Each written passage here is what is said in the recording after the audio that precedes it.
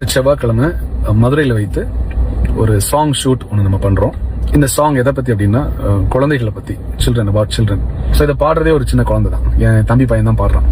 பாடலுடைய வீடியோல நாங்க சில குழந்தைகளை இன்க்ளூட் பண்ண ஆசைப்படுறோம். இதில் உங்க குழந்தை பங்கு பெறணும், இந்த வீடியோல உங்க குழந்தை வரணும் அப்படின்னு சொல்றவங்க நீங்க எங்களை காண்டாக்ட் பண்ணலாம். அதுக்கு ஒரு சின்ன ரெஜிஸ்ட்ரேஷன் ஃபீ நாங்க வச்சிருக்கோம். இல்லாட்டா 500-1000 குழந்தைகள் வந்துருவாங்க. ஸோ உங்களுக்கு தெரியும், நம்முடைய பாடல்களை ஆண்டவர் உலகம் முழுவதும் கொண்டு போகிறார்.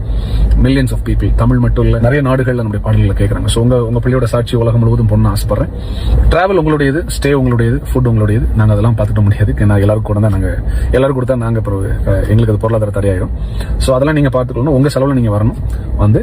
அந்த ஷூட்டிங்ல நீங்க பங்கு பெற உங்களை நாங்க வெல்கம் பண்றோம். God bless you. 2 நாளைக்கு முன்பாக ஜான் ஜபராஜ் ஒரு வீடியோ வெளியிட்டிருக்கிறார். அதிலே வருகின்ற செவ்வாய்க்கிழமை ஒரு பாடல் ஷூட் பண்ண இருப்பதாகவும், அந்த பாடலை தன்னுடைய தம்பியின் சின்ன குழந்தை பாடியிருப்பதாகவும், அந்த பாட்டுக்கான வீடியோ ஷூட்டிங்கிலே நடிப்பதற்கு சின்ன குழந்தைகள் அநேகம் தேவை, அதற்காக உங்கள் குழந்தைகளை அனுப்புங்கள் என்று சொல்லி ஒரு வீடியோ வெளியிட்டிருக்கிறார். செவ்வாய்க்கிழமை மதுரையில் வைத்து ஒரு சாங் ஷூட் ஒன்று நம்ம பண்றோம். இந்த சாங் எதை பத்தி அப்படின்னா குழந்தைகளை பத்தி, சில்ட்ரன், அபவுட் சில்ட்ரன். ஸோ இதை பாடுறதே ஒரு சின்ன குழந்தை தான், என் தம்பி பையன் தான் பாடுறான். ஸோ நானும் அது கூட சேர்ந்து பாடுறேன் கூட. அதற்கு ஒரு தெய்வீக முலாம் பூசுவதற்காக அந்த குழந்தை நீங்கள் அற்புதகரமாக பெற்றீர்களா, நீங்கள் நீண்ட காலம் குழந்தை இல்லாமல் இருந்து அப்படி குழந்தை பெற்றீர்களா, அல்லது குழந்தை பிறப்பின் போது ஏதாகிலும் துன்பமான சூழல் இருந்ததா, அப்படிப்பட்ட சூழலில் உங்கள் குழந்தை பிறந்திருந்தால் கண்டிப்பாக இந்த பாடலில் பங்கெடுக்க நீங்கள் கொண்டு வரலாம் என்பதாக பாடலுடைய வீடியோல நாங்க சில குழந்தைகளை இன்க்ளூட் பண்ண ஆசைப்படுறோம். குறிப்பா இதே போல டெஸ்டிமனி சொல்ல, உங்க குழந்தையும் ஒரு அற்புதத்தின் குழந்தை, ஒரு பிரேயர்ல தான் அது ஒரு அற்புதமா பிறந்துச்சு, இல்ல ஆண்டவர் வாக்குத்தத்தம் பண்ணி அநேக ஆண்டுகள் கழித்து கிடைத்த குழந்தை, அந்த பர்த்டே ஒரு ஆச்சரியமான பர்த், ஒரு ஆசீர்வாதமான பர்த், ஆண்டவரால் அது நடந்தது அப்படின்னு சாட்சி உள்ள குழந்தைகள் இருப்பாங்கன்னா நீங்க அந்த வீடியோக்கு எங்க கூட வரலாம். அந்த வீடியோ மதுரையில் வைத்து செவ்வாய்க்கிழமை, டியூஸ்டே. அப்படி அழைப்பு கொடுக்கும்போது அவன் சொல்லுகிற காரியம், என்னுடைய பாட்டெல்லாம் தெரியும் இல்லையா, மில்லியன் கணக்கில் போகும். தமிழ் மட்டுமல்ல, கேரளா, ஆந்திரா, உலகம் முழுக்கும் எல்லா மக்களும் பார்ப்பார்கள். அப்படியானால் இந்த பாடலில் உங்கள் குழந்தை நடித்தால் இந்த உலகம் முழுக்க அவர்கள் பார்ப்பார்கள் என்று சொல்லி ஒரு ஆசையை தூண்டுகின்ற செயலை செய்கிறார். இந்த பாடலில் நீங்க பங்கு பெறலாம். உங்களுக்கு தெரியும், நம்முடைய பாடல்களை ஆண்டவர் உலகம் முழுவதும் கொண்டு போகிறார். மில்லியன்ஸ் ஆஃப் பீப்பிள், தமிழ் மட்டும் இல்ல, மலையாளம், தெலுங்கு, ஹிந்தி, கன்னடம், அப்புறம் நிறைய நாடுகள்ல நம்முடைய பாடல்களை கேட்கறாங்க. ஸோ உங்க பிள்ளையோட சாட்சி உலகம் முழுவதும் பொண்ணு ஆசைப்படுறேன். சரி, அப்படி நடிக்க நீங்கள் கொண்டு வருவீர்கள் என்று சொன்னால் அதற்கான முழு செலவையும் நீங்கள் தான் ஏற்றுக்கொள்ள வேண்டும். டிராவல் உங்களுடையது, ஸ்டே உங்களுடையது, ஃபுட் உங்களுடையது. நாங்க அதெல்லாம் பார்த்துக்க முடியாது. ஏன்னா எல்லாரும் கூட தான் எல்லாரும் கொடுத்தா நாங்க எங்களுக்கு அது பொருளாதார தடையாயிடும். ஸோ அதெல்லாம் நீங்க பார்த்துக்கணும். உங்க செலவுல நீங்க வரணும். அந்த ஷூட்டிங்ல நீங்க பங்கு பெற உங்களை நாங்க வெல்கம் பண்றோம். God bless you. நீங்கள் வருவதற்கான செலவு நீங்கள் ஏற்றுக்கொள்ள வேண்டும். சரி, இங்கே ஷூட்டிங் ஸ்பாட்டுக்கு வந்த பின்பதாக உங்களுக்கு சாப்பாடும் நாங்கள் தர மாட்டோம், அதையும் நீங்கள் தான் அரேஞ்ச் பண்ண வேண்டும் என்றும் சொல்லிக் கொள்கிறான். சரி, மட்டுமல்ல, நீங்கள் உங்கள் குழந்தை இதில் நடிக்க வைக்க வேண்டும் என்றால் நீங்கள் அதற்கு ஒரு ஃபீஸ் கட்ட வேண்டும், ரெஜிஸ்ட்ரேஷன் ஃபீஸ் வேறு கட்ட வேண்டும்.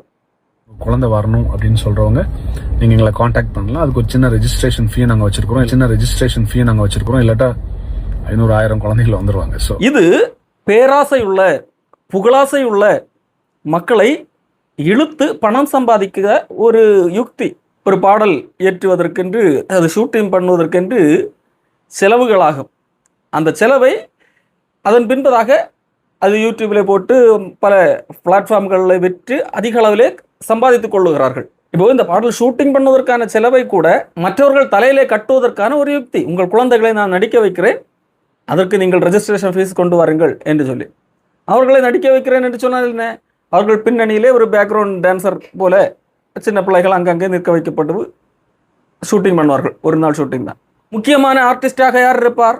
ஜான் ஜபராஜ் மற்றும் அவருடைய தம்பி மகன் என்று சொல்லுகிறார். இதில் இன்னொரு கேள்வி வேறு இருக்கிறது.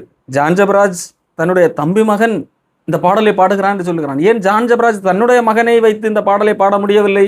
என் தம்பி பையன் தான் பாடுறான்.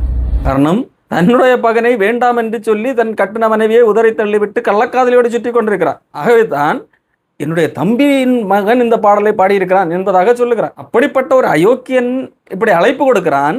இந்த அழைப்பை ஏற்று அவனுக்கு கீழாக அநேக கமெண்ட்டுகள், நாங்கள் வருகிறோம், வாழ்த்துக்கள் என்று சொல்லி எல்லாம். அப்போ இவனுடைய அழைப்பை ஏற்று போகிற அந்த பெற்றோர்கள் பிள்ளைகளை இவனுக்கு இடத்துல கூட்டிக் கொண்டு போகிறவர்கள், அந்த ஷூட்டிங்களை நடிக்க வைக்க போகிறவர்கள் இந்த அளவுக்கு கேடுகட்டவர்கள் ஜென்மங்களாக இருப்பார்கள். தங்கள் புகழுக்காக தன்னுடைய பிள்ளை சின்ன குழந்தை மீடியாவிலே வர வேண்டும், ஜான் ஜெபராஜோடு கூட நிற்கிறதை எல்லாரும் பார்க்க வேண்டும் என்கின்ற அல்ப புத்திக்காக ஒரு கேடுகட்ட நபரோடு அழக கேடியில் பொறுக்கி போக்சோ குற்றவாளி அவனுடைய அழைப்பை ஏற்று அவனுக்கிடத்திலே தங்களுடைய பிள்ளைகளை அனுப்புகிறார்கள். பணமும் கொடுத்து பிள்ளையும் கொடுக்கிறார்கள். சிறு வயதிலேயே பிள்ளையை கெடுக்கிறவர்கள் இவர்கள் பெற்றோர்களா? இவர்கள் சாத்தான். ஜான் ஜெபராஜுடைய அழைப்பை ஏற்று அவனோடு கூட ஷூட்டிங்கிலே பங்கெடுப்பது அதுவும் ஒரு சுவிசேஷம் என்பதாக சொல்லுகிறான்.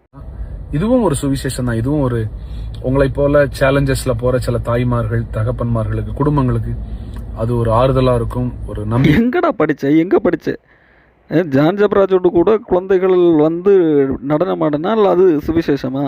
ஆண்டவர் பெற்றோர்களுக்கு பிள்ளைகளை கொடுத்திருக்கிறார். எதற்காக? அவர்கள் பிள்ளைகளை ஒழுங்காக வழிநடத்த வேண்டும் என்கிறதற்காக. ஆனால் இந்த கேடுகட்ட நபர்கள் என்ன செய்கிறார்கள்? தங்கள் பிள்ளைகளை ஒரு தவறான நபரிடத்திலே தொடர்பு கொள்ளும்படியாக, அவனோடு நடிக்க வைக்கும்படியாக பணத்தையும் கொடுத்து அனுப்புகிறார்கள். இளைய சமுதாயத்தை கெடுக்கிறவர்களாக இருக்கிறார்கள். சின்ன குழந்தைகளுக்கு இடரல் உண்டாக்குகிறவர்களாக சிறு வயதிலே இடரலை உண்டாக்கி கொடுக்கிறார்கள். இப்போ ஜான் ஜெபராஜோடு சின்ன வயசுலேயே நடிக்கிற குழந்தை யாருடைய வழிகளை, அடிச்சுவடுகளை பின்பற்றி வளரும்? ஜான் ஜெபராஜுடைய அடிச்சுவடுகளைத்தான் பின்பற்றி வளரும். இப்போ இந்த குழந்தை நாளைக்கு வளர்ந்து ஜான் ஜெபராஜை போல கள்ளக்காதலி எல்லாம் வைத்திருப்பது தவறல்ல என்று சொல்லி ஒரு முடிவெடுக்கும். போக்சோ குற்றவாளி ஆகலாம், தவறல்ல என்று சொல்லி முடிவெடுக்கும்.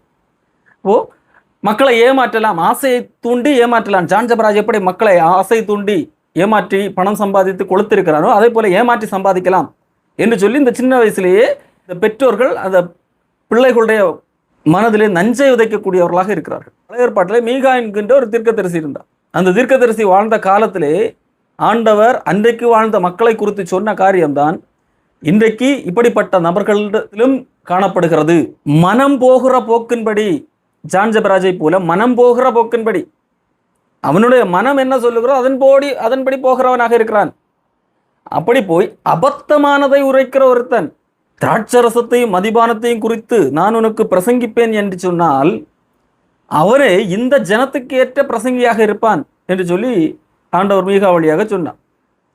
அதே போலத்தான் இன்றைக்கு மனம் போகிற போக்கின்படி போகிற இந்த ஜான் ஜெபராஜ் இன்னைக்கு மக்களை பார்த்து உங்களுக்கு திராட்சரசம் மதுபானம் எல்லாம் அளவில்லாமல் கிடைக்கும், ஆண்டவர் உங்களை செழிப்பாக வைப்பார், உங்களுக்கு என்னிடத்திலே வந்தால் உங்களுக்கு அதிக பிரபலம் கிடைக்கும், உங்கள் குழந்தைகளை என்னிடத்திலே அனுப்பிவிடுங்கள், என்னுடைய பாடலிலே பங்கெடுத்தால் அது மில்லியன் கணக்கிலே பார்வையாளர்களை எட்டும், உலகம் முழுக்க பார்ப்பார்கள், உங்கள் குழந்தைகள் சின்ன வயதிலே பிரபலமாகலாம் என்று ஆசை காட்டி நீங்கள் அதற்கு ஒரு ரெஜிஸ்ட்ரேஷன் ஃபீஸ் கட்டினால் போதும் என்று சொல்லி பணத்தையும் வேறு வாங்கி கொள்ளுகிறான்.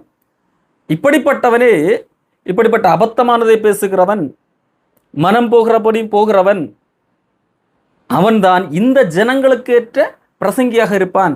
தேவனுடைய பிரசங்கி அல்ல, தேவனுடைய ஊழியன் என்று சொல்லி இங்கே ஆண்டவர் சொல்லவில்லை, இந்த ஜனங்களுக்கு ஏற்ற பிரசங்கி. காரணம், இவர்கள் பணம் ஆசை பிடித்தவர்கள், சுயநலக்காரர்கள், புகழ் விரும்பிகள். ஆகவே இப்படிப்பட்ட ஜனங்களுக்கு இந்த ஜான் ஜெபராஜ் ஏற்ற பிரசங்கியாக இருப்பான். ஆனால் ஒன்றை மட்டும் மறவாதீர்கள், தேவனுடைய பிரசங்கி என்று சொல்லி இங்கே ஆண்டவர் சொல்லவில்லை, தேவனுடைய ஊழியக்காரன் என்று சொல்லவில்லை, மாறாக இந்த ஜனங்களுக்கு ஏற்ற ஒரு பிரசங்கி, இந்த ஜனங்களை குளிர்விக்கத்தக்கதாக, இந்த ஜனங்களுக்கு உற்சாகம் கொடுக்கத்தக்கதாக, இந்த ஜனங்களுடைய செவிக்கு இதமானதை பேசத்தக்கதான இந்த ஜனங்களுக்கு ஏற்ற ஒரு பிரசங்கி, அதைத்தான் மக்கள் விரும்புகிறார்கள். அப்போ ஆண்டவருடைய வார்த்தை இவ்வளவுதான் சொன்னாலும் அதை தட்டி கழித்து இந்த கள்ளக்காதலி பின்பாக போன மனிதனை ரோல் மாடலாக வைத்து அவனிடத்திலே பிள்ளைகளையும் அனுப்பி பிள்ளைகளையும் அந்த தவறான வழியிலே நடத்த முற்படுகிற இந்த பெற்றோர்கள் நரக தண்டனையிலிருந்து தப்பிக்கவே முடியாது. மனம் திரும்பினால் காப்பாற்றப்படுவீர்கள்.